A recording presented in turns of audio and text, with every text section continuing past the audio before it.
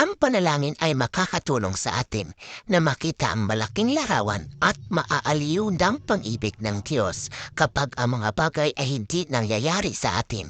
Kung kailangan mo ng ginhawa, tulong o patnubay, natalala o nagdurusa sa pagkawala o nakaharap sa kawalan ng katiyakan. Ang mga panalangin ito ay makakatulong sa iyo.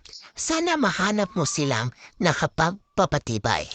Kumapit ka sa iyong mga panalangin kahit gaano kahirap ang buhay dahil kapag pakiramdam mo ay walang lugar na mapupuntahan o walang hihingi ng tulong. Ang panalangin ay magpapatibay sa paniniwala sa iyong puso. Walang bagay na hindi kayang ayusin ng isang panalangin kaya hawakan mo kung anuman ang pagbabago sa iyong buhay. Huwag mawalan ng pag-asa.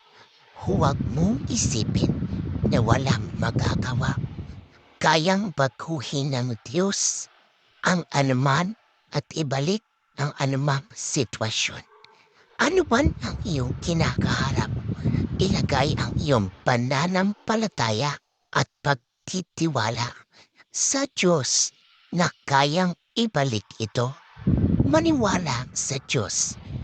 Walang masyadong mahirap o imposible para sa Kanya. Kaya niya at dalhin ka sa itaas na nagbibigay sa iyo ng tagumpay. Huwag panghinaan ng loob, ngunit unawain na may pag-asa. Ituon ang iyong mga mata sa Diyos at sa Kanyang salita. Ilagay ang iyong tiwala sa Kanya at maniwala na kaya niyang ibalik ito.